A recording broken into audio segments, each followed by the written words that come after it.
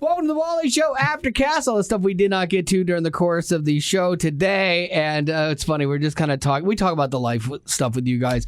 Unfortunately, you probably know way too much about our lives. And so Betty was like, hey, Wally, you need to get your order in for the meeting today for your lunch order. And I'm like, oh, that's right. And it's like a 3-hour meeting and it's a Chipotle order. I'm like, oh. And I'm like, oh, no. And she's like, don't act like you don't love Chipotle. Oh, yeah, that's right. And I'm terrified by this. I love Chipotle, but Chipotle does not love me. And this is a 3-hour meeting. I love this idea. Oh, this is going to go just so you know, bad. and I'm a little disappointed in myself. Yeah. I wish I had suggested Chipotle just to sabotage you, but I didn't think about it. Yeah, just order Minios. And I mean, for dessert, just have Minios like wings. I love Chipotle, but Chipotle, it's hit or miss. Like I'm probably about 80-20 that it affects me badly. There is a 20% time that it's okay, no problems. Hoping, praying that's going to be today's story. I'm also going to, you know what I can do? I'll tell the digital team upstairs, I'll be like, hey, when at around we'll see, it starts at 10:45, so let's do like 11:15.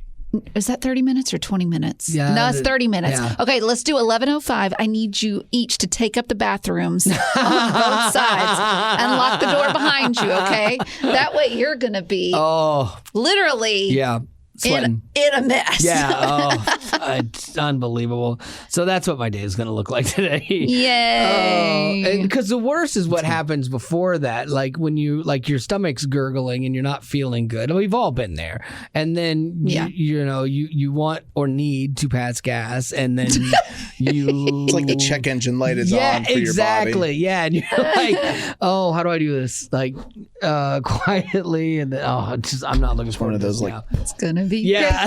Yeah, don't trust it. You know what you could do? You could order lunch and just not eat it. I did think of that too, but it's a long thing. Or I thought, well, maybe I'll go get something else and say, oh, I didn't know we had lunch Order a salad, something clean. Just stop it. Okay. Anyway, so we'll let you know how that goes tomorrow. Like you care. There will be people that will email me. How'd it go? Yeah. How's your tummy? How's your Tinder dummy? Yeah, we have a bunch of potties that email me, which is funny. I have been going down like TikTok rabbit holes. I went down one last night. Went down one today, and unfortunately, they're serving me. There was a movie called The Social Dilemma a while ago. Oh, yeah. And really good on the way social media serves up things to you. So they are serving me based on my algorithm things that are things I've watched, and it's right in my wheelhouse, but it's stuff that's making me really frustrated with society, and it's the left wokeism and all these things. And so I'm getting all this stuff from like Matt Walsh or Jesse Waters. And so and while I agree with what they're saying, I find it's just making me angry. Well, and Gavin was even the one that was bringing up something like, why are you watching these things when you know they make you angry? I know. Well, it's hard because you do want to see, you want to know things, and you want to see a part of the world that's like standing up strongly for something that we do believe in. Because we all have to. But what they do is to create their argument. Right. They create their argument by painting the picture of how bad the other side is. Right. A lot of times, I don't often feel it feels sort of campaign attacky to me. Is how they base all their stuff on just trying to go at the stuff that does make you mad. Can I also though point out something that you say, oh, this is what I'm watching. They've learned my algorithm, blah, blah, blah, blah, blah. But also about an hour ago, I heard on the speaker of Wally's phone, because he has to play it loud for everyone to know what he's listening to, everyone to enjoy, whether they want to or not. It was an ad for women's Spanx. Yes. And you Shapewear. sat there and watched it. And I've already told you, don't watch the ads because you'll get more ads.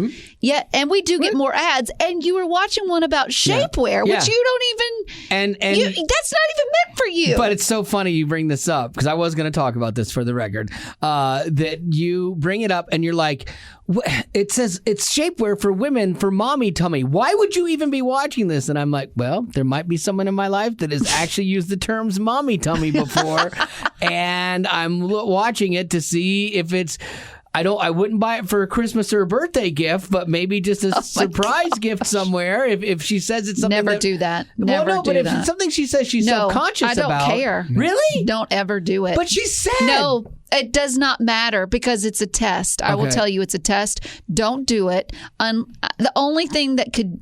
You give her money and you say, spend on whatever you want. If she buys it for herself, then it's okay. What if it's a gift card to that place? Never. And maybe they have other things? No. There's never a good reason to do that. I didn't know that Mommy Tummy... It would be better to give her a vacuum cleaner. Yeah. I didn't know that Mommy Tummy was a thing, but apparently there are women that are talking about this now.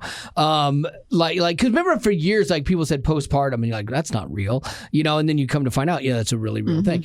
But like menopause, and like they say that it changes like your stomach and you can't lose the weight whether you...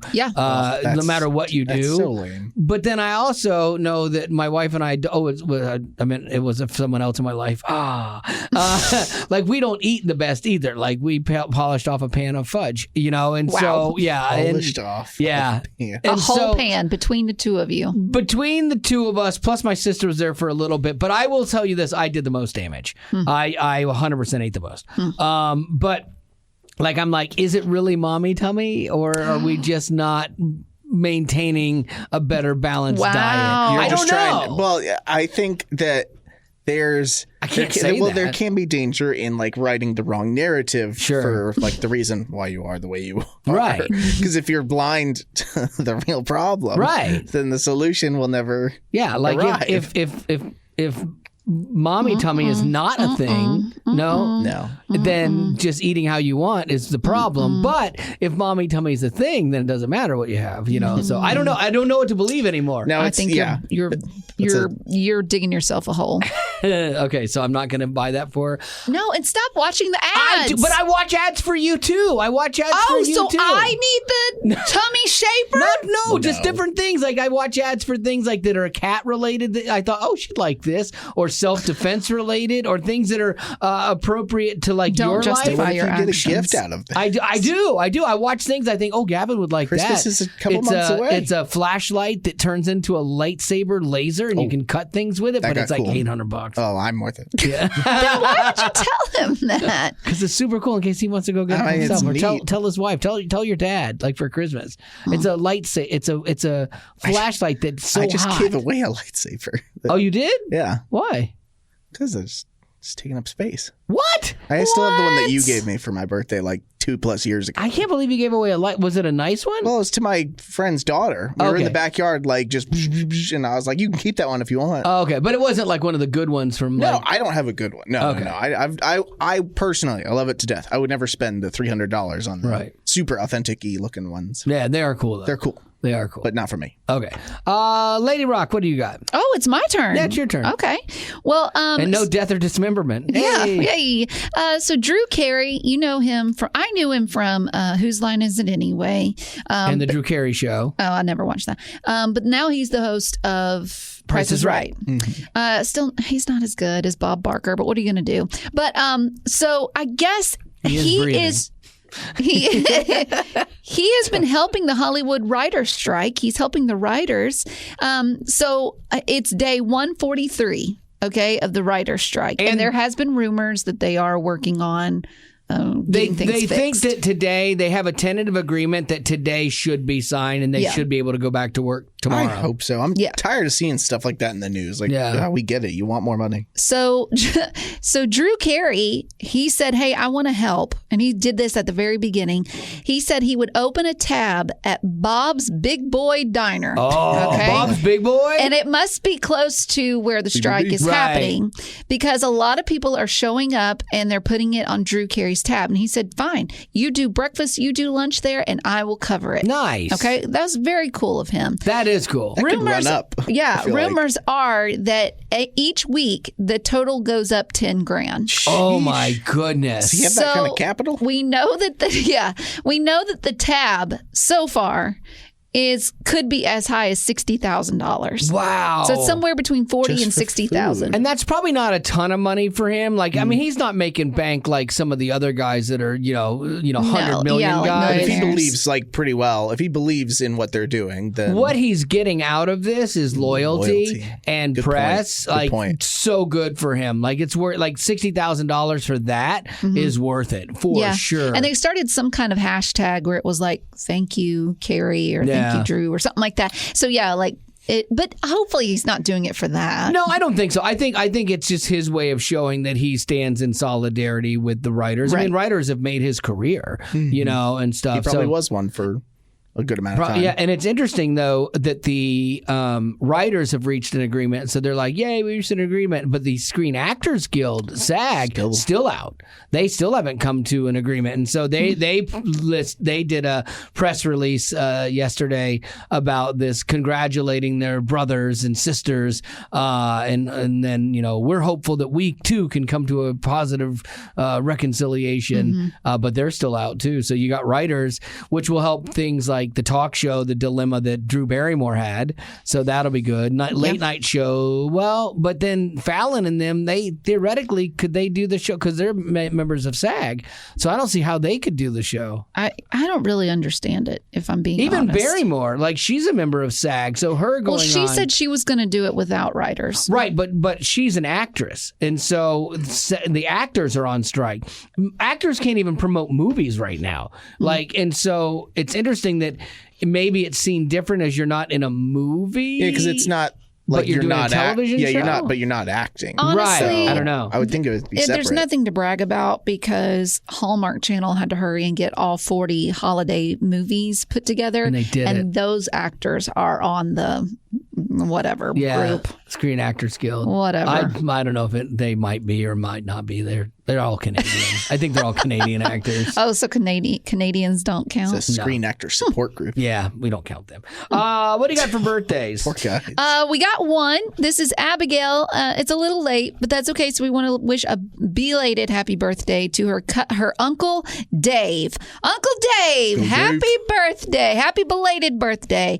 Abigail said he is a great uncle that I don't see often because he lives in Atlanta and I live in West Tennessee. That's nice. I I always had a good relationship and still do with all of my nieces and nephews. And so I'm going to one of their weddings in a few weeks, actually. So yeah, that's good. I like to see that. Then the question is, she has two questions, but I'm going to choose this one and then we'll do the other one some other time. What is your favorite Wally Show episode? That one's tough. Yeah, we've There's created 16 years worth, and we've created so much content over those years. I'll tell you some. Do you like moments maybe? Yeah, moments would be easier. Of course, up there in the top 3 is any Cinco de Betty. I wish I'd gotten to see more of those. They were brutal. There could be more, but Wally won't do it. He will not be a team player. I think that's fair. He gave you how many? I mean, the things that he did not for enough. you. I know it was to pay back the things that were done to you. And I've gotten nicer to her. I don't torment her. You have to just accept things as even now. Yeah, if we were to go back to Cinco de Betty, then that's fine. But I get a year of tormenting. No, I'd rather not. So if you'd like to, no. I'm good. No. Because I've been on a hiatus. My mind so isn't you've stopped. acted like a grown up. Yes, and you're holding that against me. Oh, and I don't mean any of it. It's all fake, and so I'm holding it in for one day when it's all going to come out. I also like. It was a rough day for me. It was a rough season for me. But looking back, I thought it was so funny. When what's his face from We Are Messengers came in, and I did the okay. That was like so. I had just gotten here. Yeah, that was funny. That was a good time. Yeah. I don't think it was part of the show. I think it was part of the Aftercast. But when this might be my top 3 too. When Wally did stand up. Yeah, that was definitely not that mine. Was for sure. I wish we could try that again. Best, the best. And here's the thing: it's so good that Wally is embarrassed of it, and he deleted it from the website. So bad. It's that good. Yeah, it's bad. That was I need a to rough look one. that back up. He wore his blazer. Yeah, it was a bad day. Did that upstairs. It was grand. It was grand. I love like a couple like a recent interview with Toby. I thought was great, talking about loss and moving, and losing Truett and stuff like that, and I thought that was a good serious thing. Our recent Kane interview was a good serious one.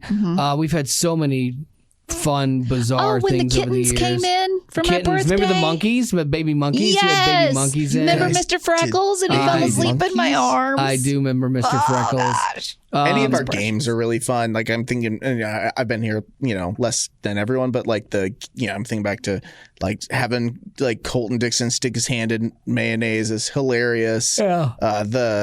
My favorite game I think was you just having Joel and Luke from For King and Country spray water at each other. Oh, yeah. Shipwreck or Poop Deck. So simple. One of my favorite games. Now, you can look that one up at wayfm.com, but you can't sign Wally's stand-up. Good luck. Godspeed. It was horrible. It was good. Yeah, so we appreciate you listening for so many years. We should give it to the potties at least. No, that's dead. Come on. No, I don't want people to think less of me.